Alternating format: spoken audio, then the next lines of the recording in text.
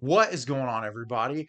I am back today to talk about another found footage horror movie, and it is September, and I'm getting very excited for October and the Halloween season. And always around this time of year, I jump on and start watching horror movies, and whether that be revisiting movies I really love or looking into things I've never seen before. And I was interested to check this one out in particular because the poster looked incredible, and I read some reviews surrounding it of people saying they really enjoyed it.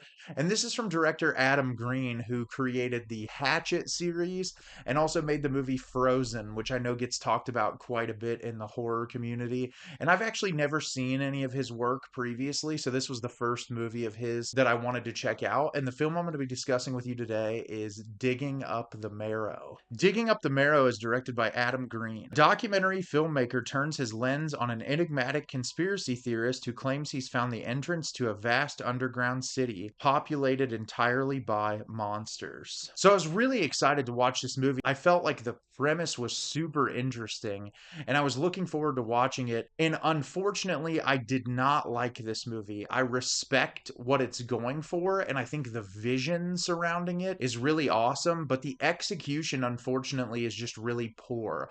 I also think casting an actor like Ray Wise to play the central focal point of your movie when you're trying to make it like a found footage, this is supposed to feel like real life type of film, you can't suspend your disbelief when there's someone like Ray Wise in the movie. And I'll talk about all of the issues that I have with the film and what I enjoyed about it as I break the movie down. In Digging Up the Marrow, Adam Green plays himself. And at the beginning of the movie, we see him at these horror conventions, and he's literally telling us his background as a director about the things he's created, whether that be his television series or the movies he's worked on. We see some horror icons that appear at these conventions, and he tells us that he's working on a documentary, and that this documentary, he has found this man, William Decker, played by Ray Wise, who has said that he has discovered the entrance to essentially this hole in the ground where monsters live. And he goes there and visits it, and he's seen all different kinds of monsters, and no one believes him. He's contacted the authorities, he's got in contact with all of these different people,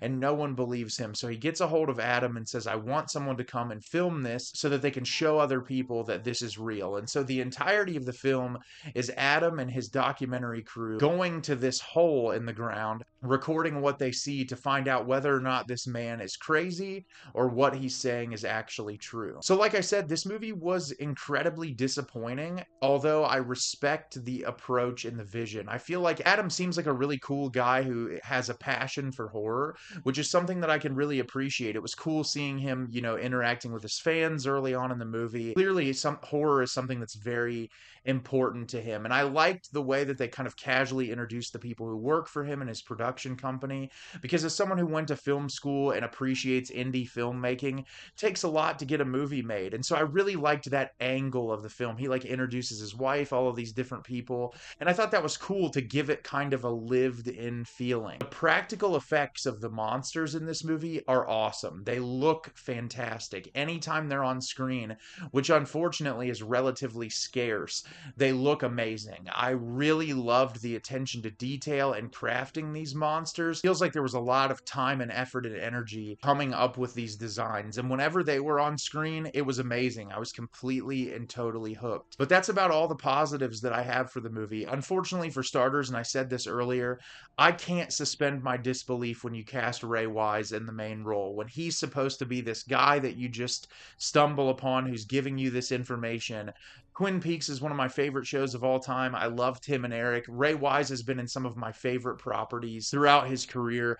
I can't watch a movie like this that you're trying to ground in reality and then put a character like that in it and try to make me believe that it's real. It's just really hard for me to get invested in that and to sit with it and believe it. And that's why so many of the most successful found footage films that have existed previously don't have big name actors, because you're trying to make these feel believable. It's not a conventional narrative film. You're grounding it in reality by saying this is your production company, this is how you make movies. And then it's like, here we go, I'm making a documentary, people are supposed to believe this is real, and then actor Ray Wise is there. It almost would have been funnier if you would have put Ray in there and just had it been Ray and he was going crazy. I feel like that would have been much more believable than creating this entire persona for this person, and then us as an audience who know this actor have to try to constantly get back into trying to believe that this is real, which at the end of the day, it's a movie. But the thing that's so impressive about found footage is getting the audience to believe that it's real. And it's a genre of film that is supposed to get you to blur the lines between reality and fiction. And so that's my biggest issue with the movie. And then secondly, it's incredibly repetitive in an almost irritating manner. Outside of the initial introduction to Adam and all the people working for him, the scenes where we're going and revisiting the site where we're supposed to see monsters, it's just the same repetitive camera angles and conversations about the lighting and just doing the same thing over and over again. And then they come back to the headquarters to talk about it, and it's like they're just questioning whether or not what he's telling them is real.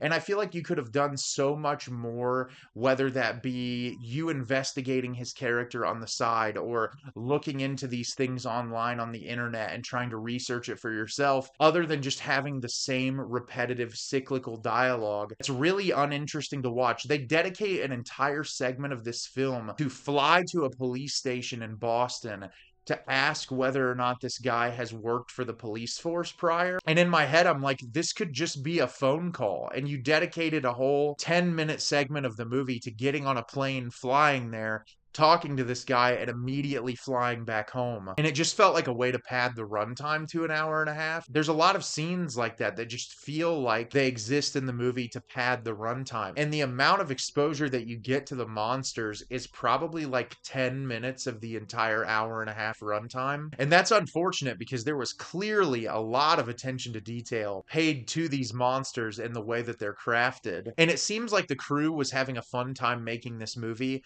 But like I said, it's all about believability, and I just can't believe what's going on in this movie. It's just impossible for me to immerse myself in the narrative when the main crux of the film is an actor that so many people know and love. And it's unfortunate because I feel like aside from that and some of the poor pacing and the lack of the monsters throughout most of the movie, it's such a cool concept that I feel like if it was handled a little differently, had some rewrites, if it was recasted, unfortunately, because Ray Wise is great in the movie, if it was casted to be someone completely and totally different, I think it would have been much more effective.